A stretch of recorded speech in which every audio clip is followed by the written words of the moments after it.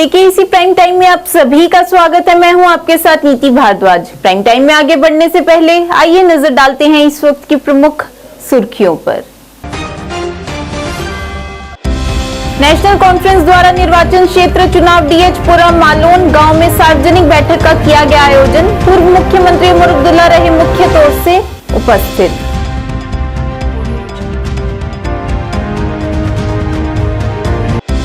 श्रीनगर में सोमवार को मौसम का सबसे कम तापमान दर्ज किया गया और कई इलाके कोहरे से ढके नजर आए।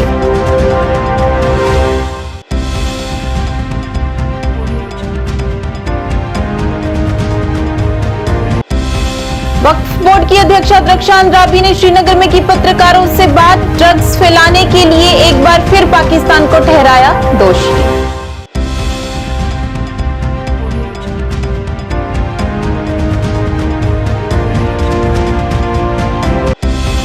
उपजिला आरएसपुरा में गोपाल अष्टमी का पावन त्योहार श्रद्धापूर्वक तरीके से गया मनाया। भक्ति भाव के साथ की गई गौ माता की पूजा अर्चना।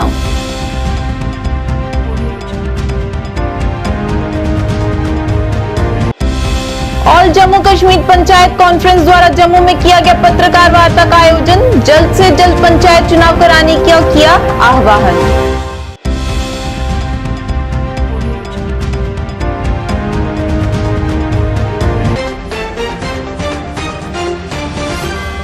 अब समाचार विस्तार से। नेशनल कॉन्फ्रेंस की ओर से निर्वाचन क्षेत्र चुनाव डीएच-पुरा मालोन गांव में एक सार्वजनिक बैठक का आयोजन किया गया। इस मौके पर नेशनल कॉन्फ्रेंस के उपाध्यक्ष और पूर्व मुख्यमंत्री उमर अब्दुल्ला मुख्य तौर से उपस्थित रहे। इस अवसर पर नेशनल कॉन्फ्रेंस के राज्य सचिव सकीना एतो, नासिर असलम वानी, अली मोहम्मद सईद नेशनल कॉन्फ्रेंस के कई नेता भी मौजूद रहे। इस दौरान उमर अब्दुल्ला ने जम्मू कश्मीर में बीजेपी के साथ साथ अपनी पार्टी पर भी निशाना साधा।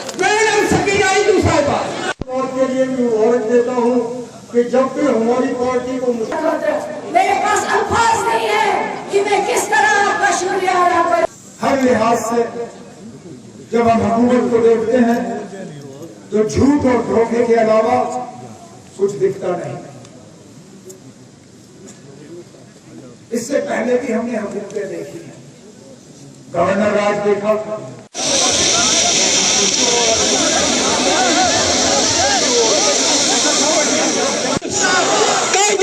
जनाब डॉक्टर फारूक अब्दुल्ला साहब नौजवान। मैं हुकूमत से, खासकर मरकज की हुकूमत से गुजारिश करना चाहता हूँ कि यहाँ के लोगों के साथ इस तरह खिलवाड़ मत करिए।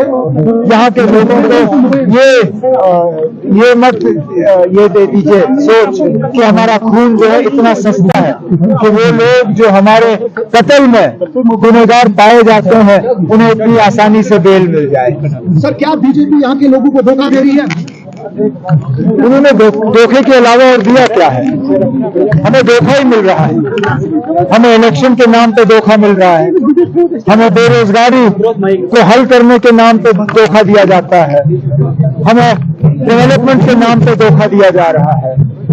हमें यहाँ पे मामूली सी चीजों पे ना, बिजली के नाम पे आखिरकार क्या वजह है कि यहाँ के बिजली के निजाम को ठीक नहीं किया जा सकता? इतना बुरा वक्त, इतना बुरा हाल तो हमारे वक्त में भी नहीं था।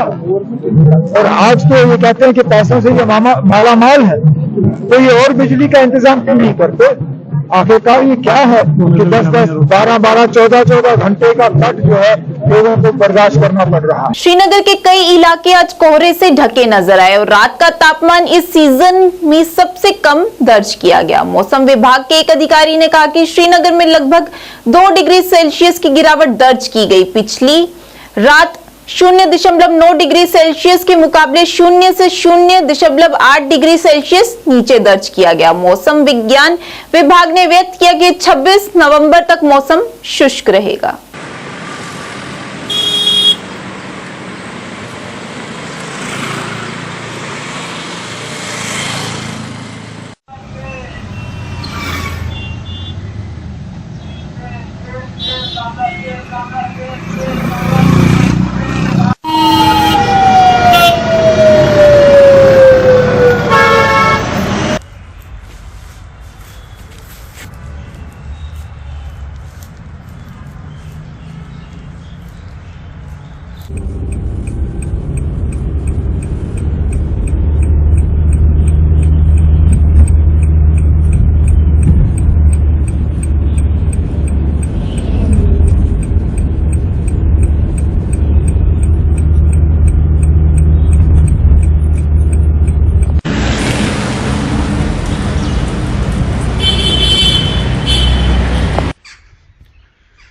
आसपास रहते हैं, तो उस वक्त क्या होता है कि इस सीज़न में चूँकि बारिशें कम होती है, तो जितनी भी धूल, डस्ट पार्टिकल्स ये एयर में हैं, तो इन पे मॉइस्चर जम जाता है। तो चूँकि कोई सिस्टम ना होने की वजह से, कोई वेदर सिस्टम ना होने की वजह से हवाएं भी तेज़ नहीं चलती है, तो उसका मतलब है कि एक एनवायरनमेंट ऐसा बनता है कि जिसमें फॉग फॉर्मेशन के चांसेस ज़्यादा है, क्योंकि लो टेम्परेचर, साथ में आपको मॉइस्चर अवेलेबिलिटी है ही यहाँ पहाड़ों में या वाटर बॉडीज़, श्रीनगर में डल लेक, यहाँ से आंचार सार, खुशहाल सार, बहुत सारे वेटलैंड्स है, वुलर्स लेक है, तो प्लेन्स पे मॉइस्चर अवेलेबिलिटी है, साथ में धूल ज़्यादा है, डस्ट पार्टिकल्स ज़्यादा है एयर में बारिश ना होने की वजह से। तो नतीजा ये कि टेम्परेचर 0 डिग्री के साथ साथ रहना एक एटमॉस्फेयर बनता है कि फॉग सुबह शाम को मिलेगी, क्योंकि सुबह की ह्यूमिडिटी कम से कम 80% से अबव रहती है, तो उसमें ज़्यादा से ज़्यादा चांसेस रहते हैं कि फॉग फॉर्मेशन के। तो फॉग फॉर्मेशन अभी चूँकि अभी भी 3 दिन कोई सिस्टम नहीं है, तो 23 की मॉर्निंग तक भी रहेगी। 23 की शाम को एक फीबल, मतलब हल्का सा WD है, जो 5 मिलीमीटर के आसपास रेन देगा स्कैटर्ड प्लेस पे, यानी कि 50% हमारी जितनी भी मतलब लोकेशंस है 50% तक उसकी प्रोबेबिलिटी है। तो वो हो जाएगा 23 शाम को या 23 रात में। 24 को फिर खुलेगा, लेकिन 25 और 26 में फिर क्लाउडी हो जाएगा, और मॉर्निंग अगेन वही फॉग फिर उसके बाद भी बनना शुरू करेगी जब तक कोई बड़ा सिस्टम ना ही आए। सर, हिली एरियाज़ में फॉग आपको नहीं मिलेगी, ये मैं पहले ही कहता हूँ कि हिली एरियाज़ में यहाँ आपको फॉग कहीं नहीं मिलेगी। जितनी फॉग मिलेगी आपको डाउन वैली में, जबकि हमने अभी वार्निंग में भी वो लिखा है कि सिर्फ प्लेन्स में जहाँ पर ऐसे खुले मैदान हो या खुली ये वाटर बॉडीज़ साथ साथ हो, और वाटर बॉडीज़ और खुले मैदान के साथ साथ जहाँ पे जितनी ज़्यादा डस्ट है तो वहाँ फॉग के ज़्यादा चांसेस है। कोई ऐसा बड़ा सिस्टम है नहीं।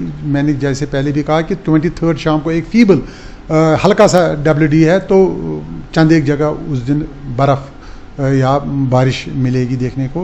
वक्फ बोर्ड की अध्यक्ष रक्षा अंद्राबी ने श्रीनगर में कार्यक्रम के दौरान पत्रकारों से बात करते हुए ड्रग्स फैलाने के लिए एक बार फिर पाकिस्तान को दोषी ठहराया। इस मौके पर उन्होंने कहा कि हमारी सेनाएं सतर्क हैं और उनके खिलाफ सख्ती से निपटेंगी। इस अवसर पर उन्होंने युवाओं से भी नशे से दूर रहने की सलाह दी और इस दौरान उन्होंने अन्य भी संबंधित मुद्दों पर चर्चा की। देखिए, आप बेहतर जानते हैं कि हमारे यहाँ पे जम्मू कश्मीर में आए दिन कितनी परेशानियां हैं, चाहे वो बेटियां हैं या चाहे हमारे बेटे हैं। हमारे नौजवान को बहुत ही खस्ता हालत में पहुंच चुकी है।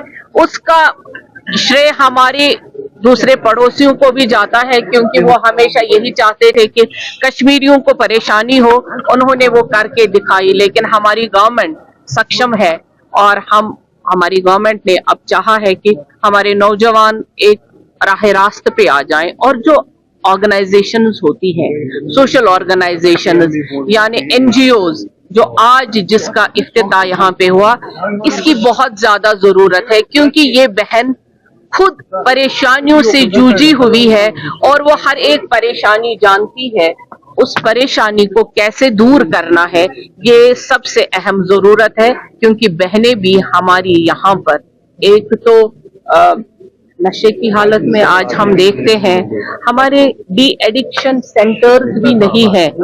और वक्फ बोर्ड ने ये भी आपको हम बताते चले, वक्फ बोर्ड ने ये तहिया कर दिया है कि हम यहाँ पे ड्रग डी एडिक्शन सेंटर बनाएंगे, ताकि जो हमारे नौजवान नशे की लत में सड़कों पे पड़े मिलते हैं, और बहनों के लिए खासकर एक ड्रग एडिक्शन सेंटर हम बनाएंगे इंशाल्लाह। उप जिला आरएसपुरा में गोपाल अष्टमी का पावन त्योहार श्रद्धा पूर्वक तरीके के साथ मनाया गया। श्री राधा माधव ट्रस्ट जम्मू कश्मीर की तरफ से कस्बे के वार्ड नंबर 5 में गोपाल अष्टमी के मौके पर भक्ति भाव के साथ गौ माता की पूजा अर्चना की और आरती उतारकर गौ माता को तरह तरह के व्यंजन बनाकर खिलाए।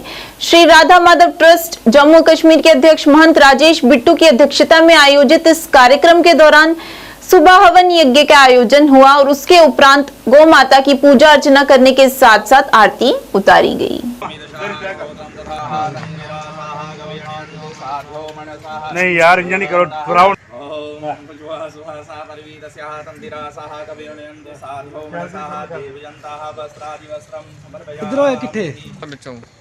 ओम जातपुरुषेण हविषात् ओम जजेन यजमयन्त देवासानि धर्माणि प्रथमान्यासन्नादेनागं वज्मानः सयन्त्र यत्र पूर्वे साद्यः सन्ति देवः। ओम नमो देवाय गोब्रां विदाय जगदिदाय दर्शि ओम नमः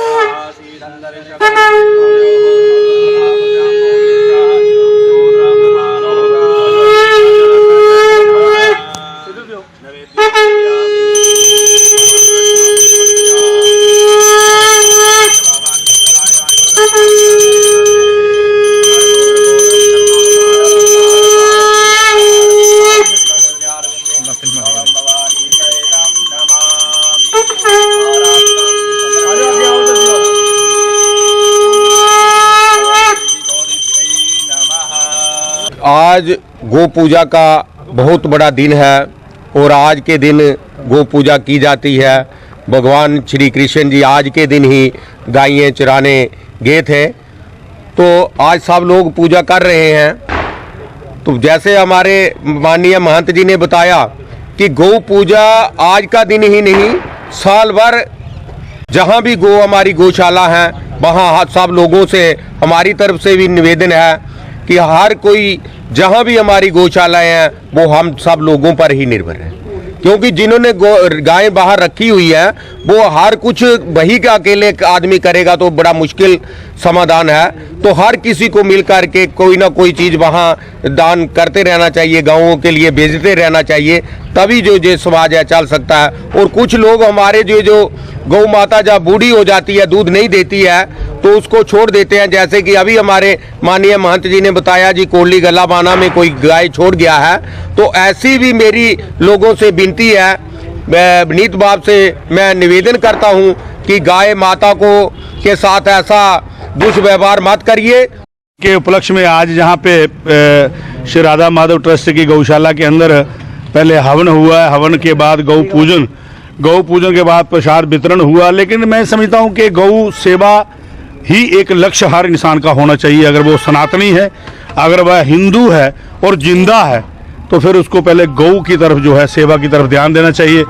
श्री अजय जी पंडित जी और पंडित शिव कुमार जी द्वारा हवन यज्ञ कराया गया और विशेष रूप से आज हमारे बीच में वीडीसी के चेयरमैन श्रीमान तरसेम शर्मा जी हैं और हमारे सरपंच सुरजीत जी जो हमारे पंचायती राज सेल के चेयरमैन भी हैं, विक्रम संधू जी मंडलाध्यक्ष, हमारे जिला प्रचारक श्रीमान प्रदीप भाई जी, और जहाँ पे जो आप देख रहे हैं कि संत समाज हमारे लोग आए हैं।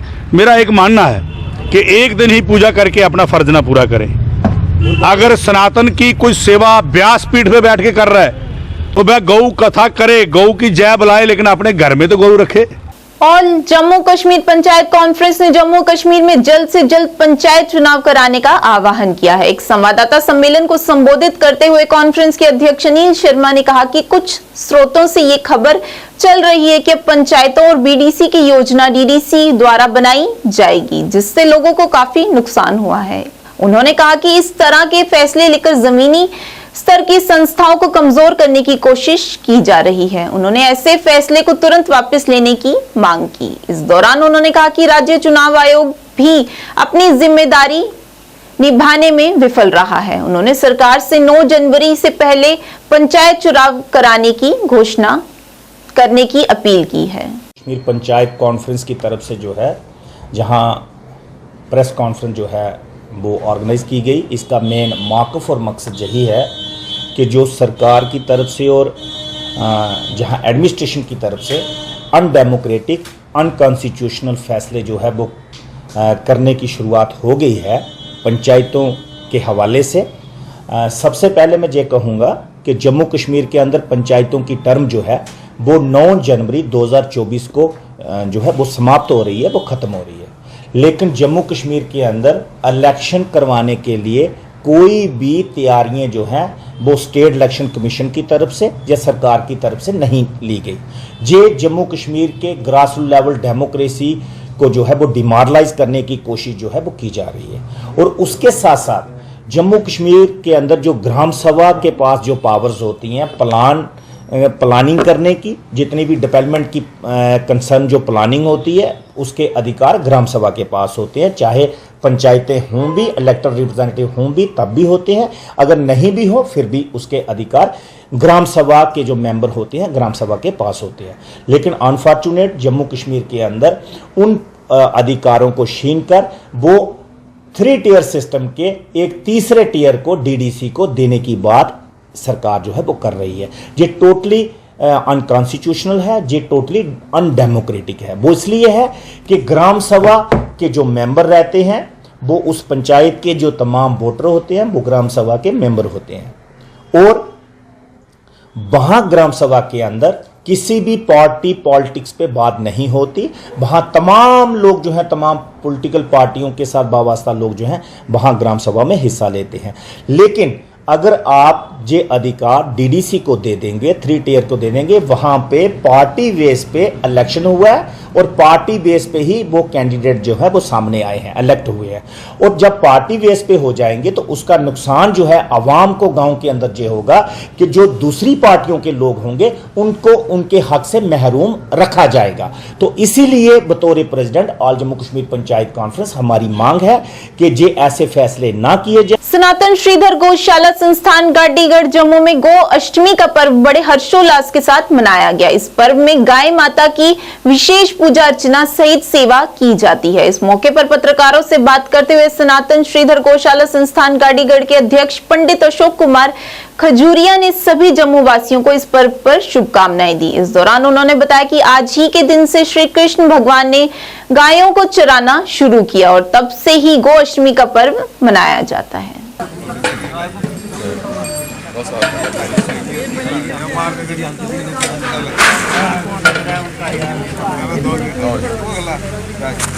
ओम आरती पार्थिव गुंगजा विदुराय नामवीराः सदा गुंगे प्रियति ओम चंद्रमा मनसो जातशोः सूर्यो वयायत आजुष प्राणस्य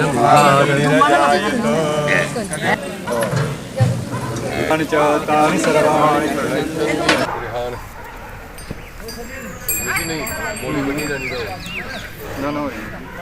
बोली बनी ना लंबा करी ना बोली बनी ना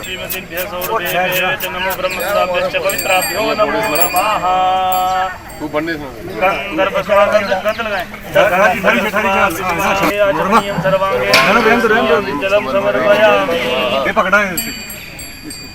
मैं पंडित अशोक कुमार खजूरिया, अध्यक्ष सनातन श्रीधर गौशाला संस्थान गाड़ीगढ़।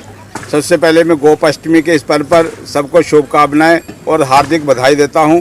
आज का दिन विशेष तौर से गौ पूजा का दिन है। आज ही के दिन से भगवान कृष्ण जी ने गौ चराने का कार्य प्रारंभ किया है। उसी दिन से लेकर गोपाष्टमी का ये पर्व बनाया जाता है। हमारी इस संस्थान में आज प्रातः से ही लेके गौ भक्त जहाँ सुबह से आना प्रारंभ हुआ है और गौ पूजा आप देख रहे हैं हो रही है।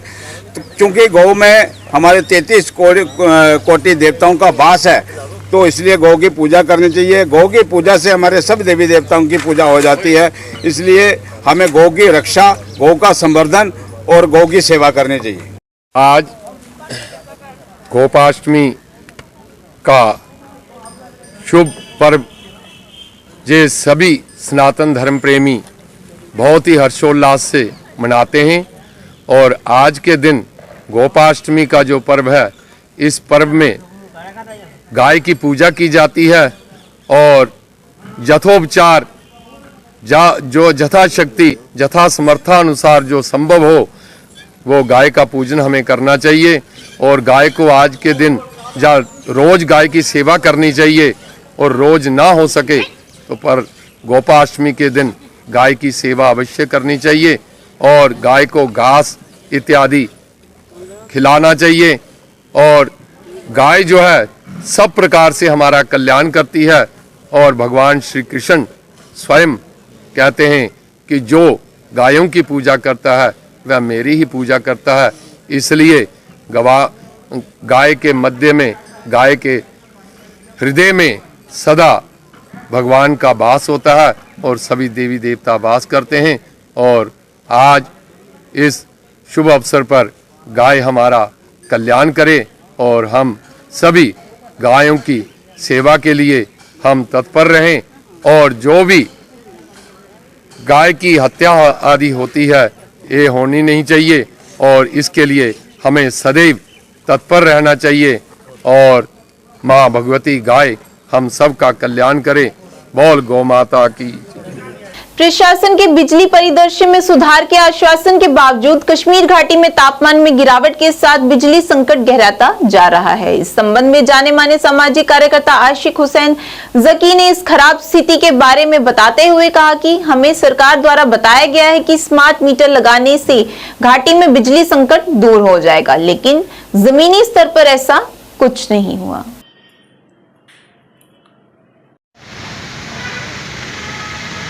जबरदस्त पॉइंट कि सोपोरस मं पावर कहें ऑलमोस्ट वैली मं सरसी वैली मं वनस पोजिशन पावर, मगर खसूसन वन बह पे सोपोर कत कि यह आज कह चूंकि ब्रो स्मार्ट मीटर सोपोरस मं कहें इलाकन मं लगे मीटर, स्मार्ट मीटर कह मीटर लगे मीटर्ड एरिया तिमन तम सात वन कि तुम दीव जो मीटर लगान दिमो 24 आवर्स सर्विस पावर दिमो तुम अत मज पता कटौती तथ बाज़ाब्त शेड्यूल, मगर वुकन किस दौरस मज वुचान मीटर लगे सारे साइडन मज कह एरिया त्रोक सोपोरस मज सो ये मीटर लगे ओल्ड एरिया मज लगे मीटर वन तिमन तार इथे पे अज तार इथे पे पुन कंडक्टर तुम त्रथी वन नौ वन इंस्टॉल करने चलान मीटर चलान, मगर मीटर मज दुतुक पावर तुम, मगर वो जो तम दो दुतुक बुलंद बाग दाव कर गवर्नमेंटन के डिपार्टमेंटन कर ना तुम दीव लाग तुम मज करो मजम्मत कह इवन कि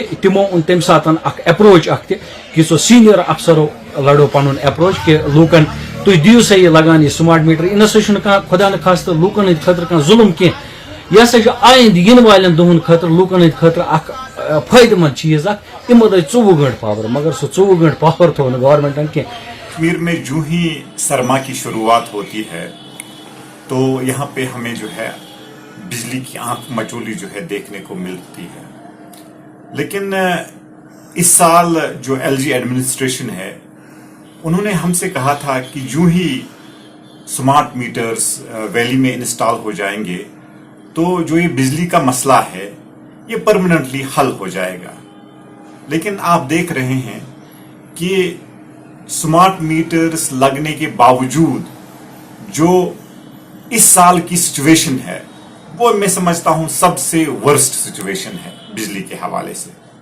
आप देखिए अभी जो है सरमा की शुरुआत ही हो रही है तो बिजली जो है अभी से गायब दिखाई दे रही है, और जिससे हमारे स्टूडेंट्स, हमारे बुजुर्ग, हमारे ताजिर, हमारे इंडस्ट्रियलिस्ट्स, गर्ज हर कोई जो है इस वक्त इस बिजली की आंख मचोली से जो है बुरी तरह मुतासिर हो रहा है। हालांकि इससे पहले यह कहा जाता था कि चोरी हो रही है बिजली की, तभी सरमा में जो है बिजली अच्छी तरह से नहीं आती है। लेकिन अब तो आपने स्मार्ट मीटर्स लगाए, लेकिन स्मार्ट मीटर्स के लगने से मैं समझता हूं सिचुएशन और ज्यादा वर्स हो गई। तो समझ में नहीं आ रहा है कि एलजी गवर्नमेंट इस सेक्टर में नाकाम हुई है कि हमें इज्तिमाई तौर पर सजा दी जा रही है। तो इस तरह की सिचुएशन बनी हुई है, हम जो है इन मामलात पे खुल के बात भी नहीं कर सकते। अब मेरी एलजी एडमिनिस्ट्रेशन से लास्ट पे यही गुजारिश होगी कि खुदारा कश्मीर की जो बिजली के हवाले से जो वर्स्ट सिचुएशन बनी हुई है इसको जल्द से जल्द बेहतर किया जाए, अदरवाइज मुस्लिम राष्ट्रीय मंच द्वारा श्रीनगर में पत्रकारों से बात करते हुए आरएसएस के उपाध्यक्ष जम्मू कश्मीर और लद्दाख डॉक्टर शमासुल हक ने कहा कि घाटी में बिजली संकट हर तरफ चिंता दर्शाता है। खासकर घाटी में मरीजों की देखभाल प्रभावित हो रही है। इस दौरान उन्होंने कहा कि हम हमेशा सर्दियों के कारण पीड़ित होते हैं, लेकिन उन्हें उम्मीद है कि सरकार पहल करेगी ताकि बिजली संकट जल्द से जल्द दूर हो सके। पिछले कुछ दिनों से सर्दी की शिद्दत बढ़ती जा रही है और यहाँ पे लाइट की भी बहुत कटौती हो गई है। हमारा यही यकीन मानना है कि हम अपने जो हमारे एलजी साहब है, गवर्नमेंट एडमिनिस्ट्रेशन है, उनसे अपील की जाए कि ताकि जो ये लाइट कंटिन्यू रहे, कम से कम जो भी पेशेंट हमारे घरों में हैं, जैसे कि कुछ पेशेंट्स ऐसे भी हैं हमारे पास मालूमात होते हैं कि जो कुछ पेशेंट घर पे है जैसे कि ऑक्सीजन वगैरह पे, उनके लिए लाइट बहुत ज़रूरी है। और उसके बावजूद भी बच्चे अभी जो बच्चे हमारे घरों में हैं और जो बुजुर्ग लोग भी घरों में हैं, तो उसकी वजह से तो लाइट रहना बहुत ज़रूरी है। तो हमारी तरफ से, हमारे मुस्लिम राष्ट्रीय मंच की तरफ से हमारे एलजी एडमिनिस्ट्रेशन तक ये बात पहुँचाना चाहिए आपके वसादत से कि लाइट का कुछ अच्छा सा इंतज़ाम किया जाए ताकि लाइट बरकरार रहे। तो यहाँ पर ऐसा कुछ नहीं जो आप सवाल कर रहे हो, पिछले 3 डिकेड्स का आपने बिल्कुल एक सेगमेंट ले लिया है 3 डिकेड्स का। ये जो यहाँ पे सिलसिला है ये 3 डिकेड्स का नहीं है, पता नहीं जब से हम इस दुनिया में आए तब से ये सिलसिला चल रहा है और लाइट का वजूद में आ गई है वो आप देख लीजिए। उसके बाद और जो हमारा जून है ये क्लाइमेटिकली ये 5-6 महीने इसमें विंटर हमारा रहता है और ये हमेशा रहता है। जैसे क्या मैं भी अभी नियर अबाउट 40 इयर्स का हूँ, तो हमने भी यही देखा है। आज 3 डिकेड्स की बात ही नहीं है, पिछले साल जो हम अपने बुजुर्गों से भी सुनते हैं कि विंटर में ये प्रॉब्लम होती है। और अब आती है आज के सरकार के हवाले से, अगर सरकार के हवाले से बात करेंगे तो मुझे लगता है कि बेहतरी आ रही है, दिन ब दिन बेहतरी आ रही है। बंटी प्रोविजनल स्टोर को पीएनबी अनंतनाग शाखा के माध्यम से चोलामंडलम जनरल इंश्योरेंस से 31 लाख का फायर क्लेम प्राप्त हुआ। इस अवसर पर पीएनबी अनंतनाग शाखा प्रबंधक बिलाल मलिक, पंजाब जम्मू कश्मीर के चोलामंडलम क्षेत्रीय प्रबंधक अनिल कंबोज, क्षेत्र प्रबंधक ऋषभ पठानिया, वरिष्ठ बिक्री प्रबंधक अनंतनाग शहनवाज मलिक मौजूद रहे। Credit for this goes to Bilal की वजह से सब कुछ बड़ा नहीं ऐसी कोई बात नहीं है। We are thankful to Chola also. उन्होंने छोड़ा नहीं क्या हम छोड़ेंगे ना, जीतेंगे कैसे, लड़ेंगे आपके साथ ही। तो हम चोलामंडलम की तरफ से दिल्ली से आए हैं और एक इंसिडेंट हुआ था कश्मीर अनंतनाग में, जिसमें सर और उनकी बंटी प्रोविजनल स्टोर में एक चोरी हो गई थी और फायर लग गया था, जिसकी दुर्घटना हुई और उसको हमने इंश्योरेंस इन्होंने कराई हुई थी पंजाब नेशनल बैंक के थ्रू चोलामंडलम से, और उसको हमने विद इन टाइमलाइन क्लेम हमने उसमें पास किया है। 31 लाख रुपीस का टोटल अमाउंट हमने इसमें पे किया है। तो इस उपलक्ष्य में हम अनंतनाग आज आए थे, पूरी टीम आई थी दिल्ली और पंजाब से, तो इसलिए सर को थैंक यू इस चीज़ के लिए कि हमने ये पेमेंट सर को की है।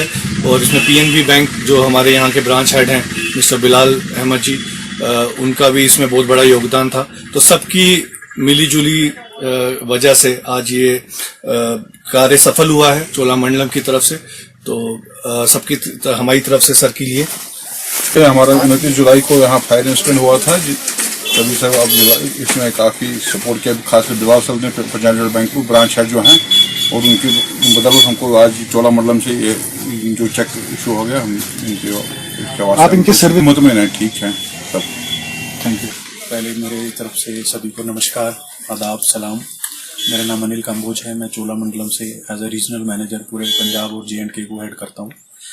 आज हमारा अनंतनाग आना हुआ विशेष तौर पे not only claim check but एक हमारी तरफ से भरोसा है, एश्योरेंस है पूरे वैली को, पूरे कश्मीर को, पूरी आवाम को कि आप इंश्योरेंस जब भी आपने इंश्योरेंस कराया है तो हम उसके लिए बाउंड हैं, प्रतिबद्ध हैं। आज के इस अंक में इतना ही। नए अंक लेकर फिर हाजिर होंगे, तब तक के लिए दीजिए इजाजत। नमस्कार।